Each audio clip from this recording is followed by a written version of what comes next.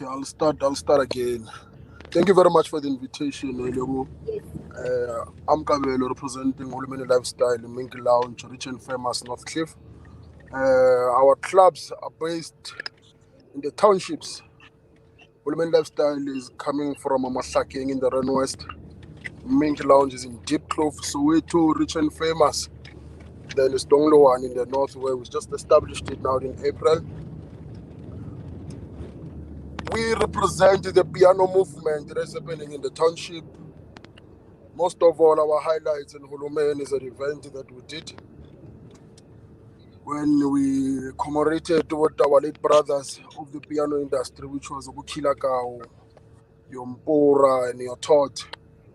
We're mostly pushing the piano brand and making sure that we are moving it with some of the artists here in the townships. Just established now in December, Mink Lounge established now in May during the tough times of COVID.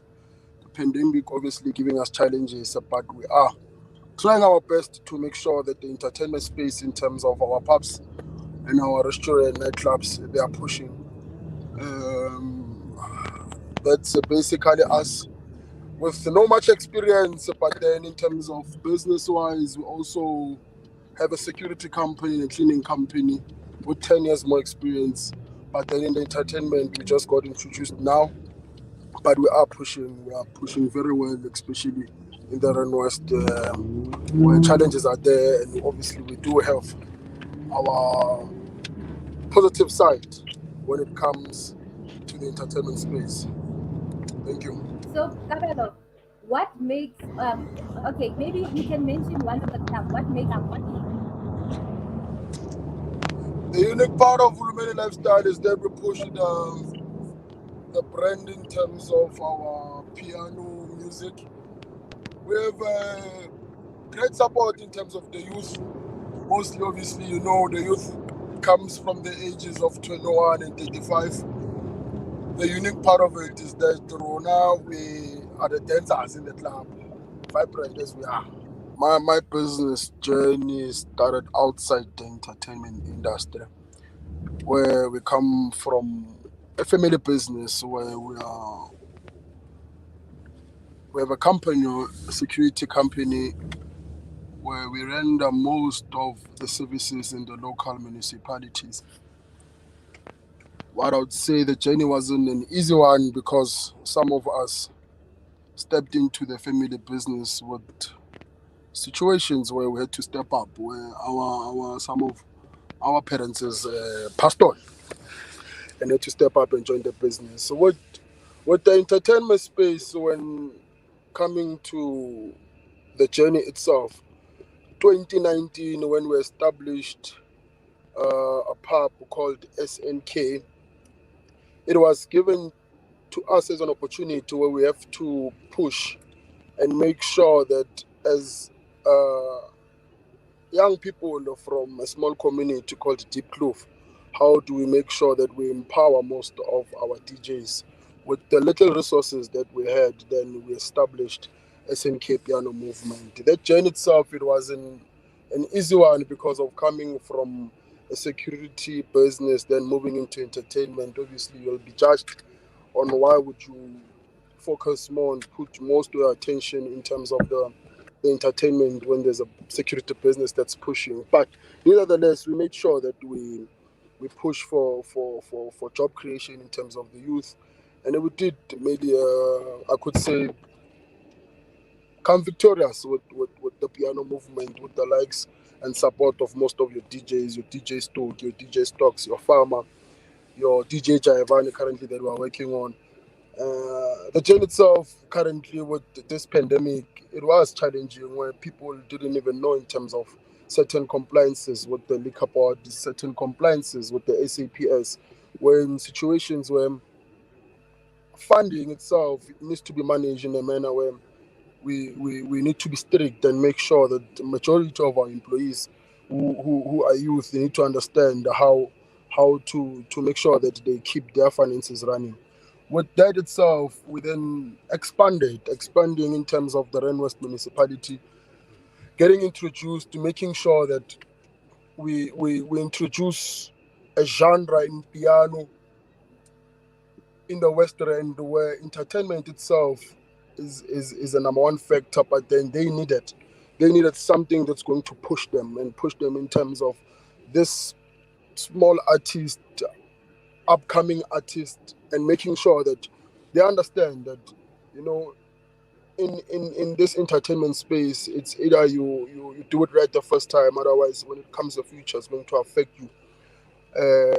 The chain itself, in terms of business, expanded also into the cleaning space, expanded also into the property space, expanded also into farming. Young as we are, we are pushing. So I would say the business journey so far, it's a good experience. And with your booth here, your Moja Cafe, your Conga, we got inspired. We were once customers there. We were once uh, spenders there. Till today, we still spend at booth, Yes. and we do just support each other. But then you come and realize at the end of the day, where you age, and you think, but why spend so much into entertainment, but your own local community doesn't have such establishments.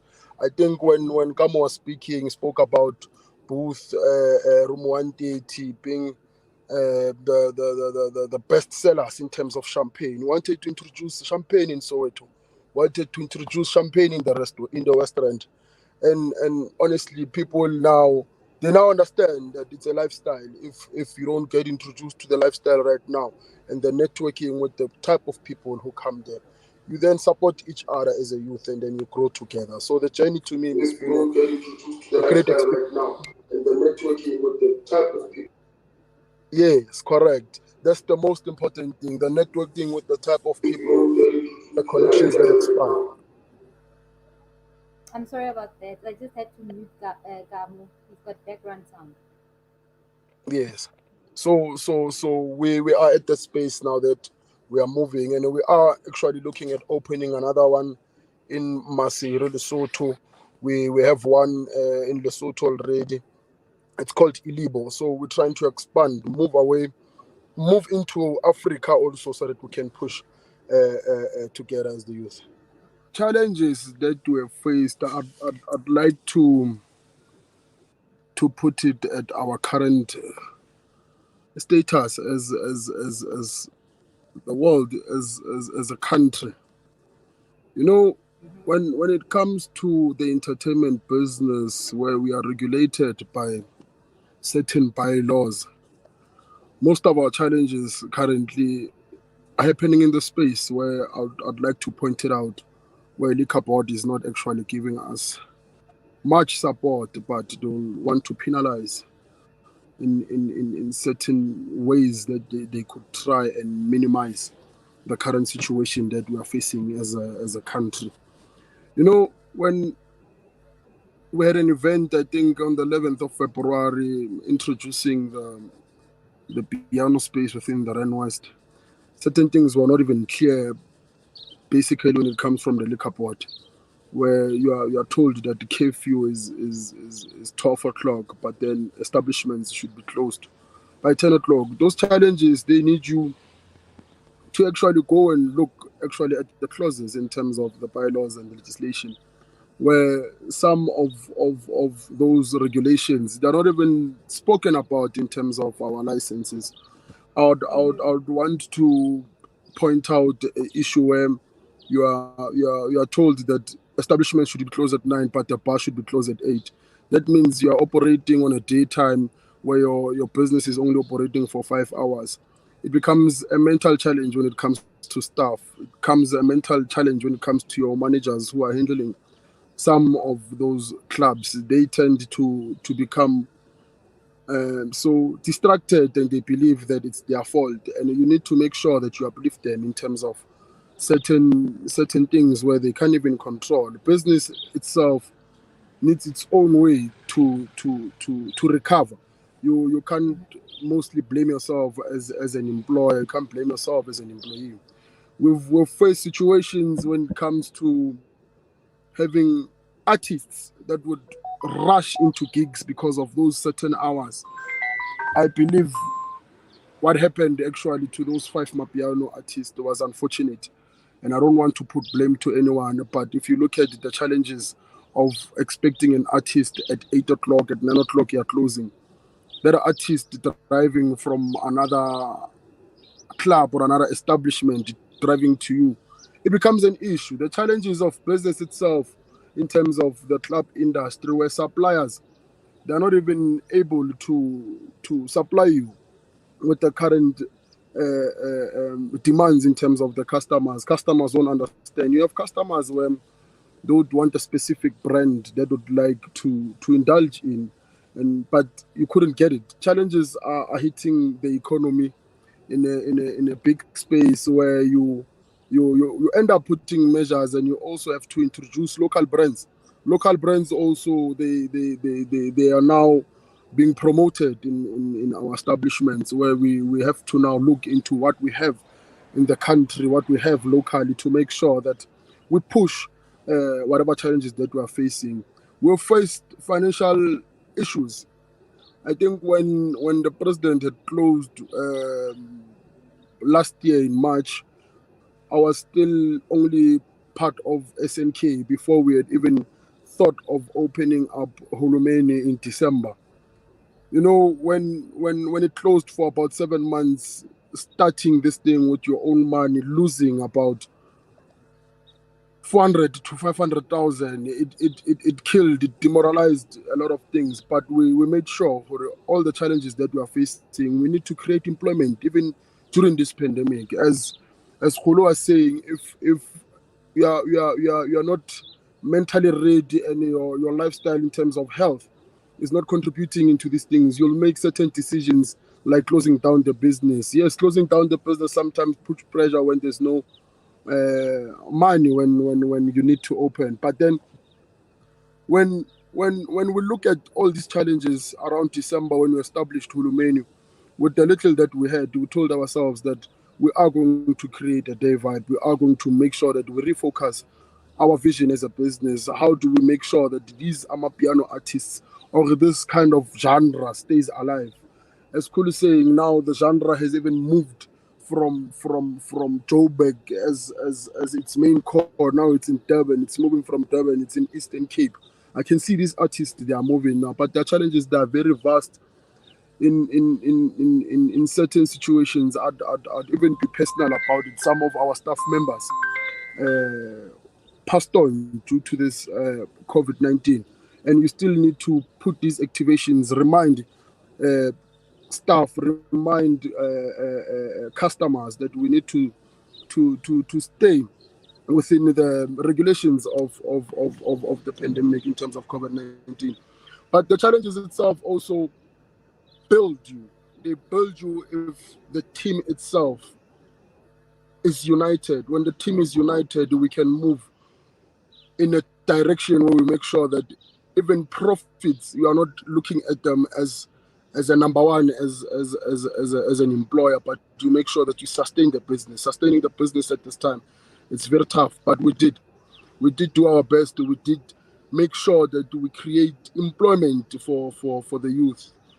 I'll tell you openly that majority of our staff, it's youth between 18 and 35, and we are pushing. We are making sure that we are creating that employment space within the entertainment industry, where some of our employees, they become judged by their background in terms of families.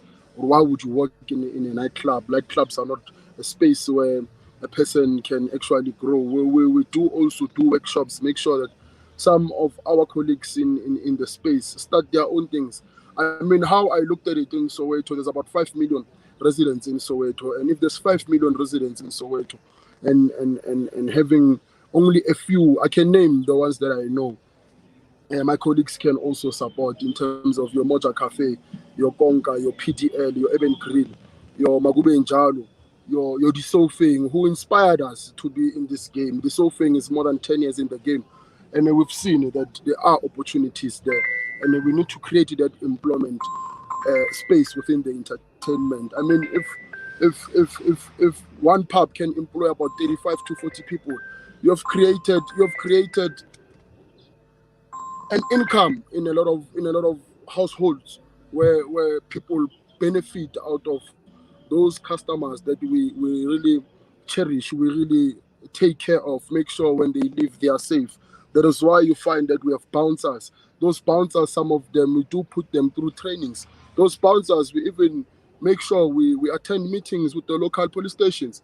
We make sure some of our car guards that come to make sure that our customers' vehicles are safe, they do attend our CPF meetings just to check in terms of the stats of crime, what's happening. And with this pandemic itself, it becomes an opportunity for criminals to come and rob us. It becomes an opportunity to criminals to come and take cars or theft of motor vehicles or theft inside motor vehicles. But we make sure we put measures and employ. But I feel that the challenge, I need to put it, that we need support from the liquor board itself. We need the support from the SAPS. Once we have those support in terms of those regulations, I think the space of the nightlife shall change in the future. Because I do believe that it's not a customer who's drunk that creates violence within the space, but it is us as a community and making sure that we step up and attend to each and every issue that has to do with crime. What I saw would be an opportunity within nightclubs. So for a person that's looking at it from the outside perspective, as Kamo said, there's a lot. There's a lot, and I've went as far and identified people coming from the local community who has the skills and abilities to deliver. We must just give them a chance. For example, we speak about a graphic designer who creates a poster or a flyer for that event on a particular day. It needs talent and a skill for a person to do that and create something out of it. There's an opportunity there. There's an opportunity for that young boy who's carrying a small camera to keep memories of our establishments. I'd even like to compliment the one that we are using now called Kayla. Young man from the East End working as far as the West End. He travels an hour to make sure that he's there. When he travels, we have to make sure that we prepare permit for that person. That the young man makes sure that he even bought himself a laptop. There's opportunity in photography. There's an opportunity to that chef that's not great getting employment. That chef can come and create a particular menu that can actually be user friendly for the locals. You know, each and every location or each and every cast has its own particular dish that they love. I know Deep Groove Soweto, it's called Order. In Pretoria, they call it Spatro. Everyone is doing Mohodu Mondays. What is specific about your Mohodu? How do we make sure that we support those upcoming chefs with their specific dish that can also be traditional and also be used in nightclubs? We have people who are doing furniture for us.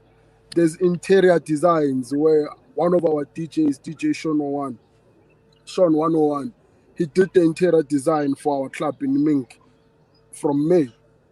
There's opportunity in carpentry where our bars are actually currently we are not even being sponsored by these brands.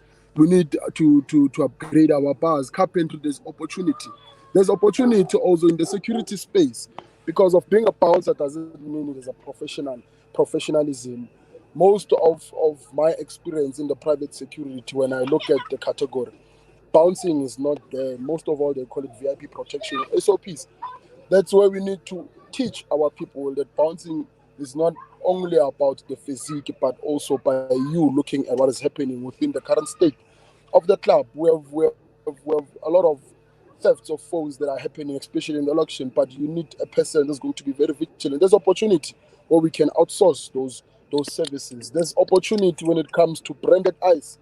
We don't want to everything now to be insourced. Branded ice, I know we're working with one guy from Naledi. He brands our ice week in, week out. There's opportunity also, as you said, in ice. We don't want to make sure that each and everything now is being owned by the company. There's opportunities in creating uniform where people can supply us with uniform. We need winter uniform, we need summer uniform. You can't work with a jacket in summer. You can bring opportunity for those people. What I'd advise myself if I was younger is not to actually follow what your parents or what your elderly in the family wish for you to be. Be who you are. Be who you are so that you can enjoy what you are doing. I mean, I was forced to join the security field by my late father, but I ended up falling in love with it. But then, if you are not going to fall in love with it, that means you'll be living in a space where you're not loving what you are doing. I'm one person who partied a lot. I started partying at the age of 13 years. You know how the streets of Soweto are when we are doing the street bashes. I loved the music. I loved looking at these underground DJs going up as far as they are going. I'm looking at your DJ Jaivan who just released, the DJ Sean just released an EP, your DJ Stokey with 2 albums. So what I'd advise me when I was younger is to do what you love.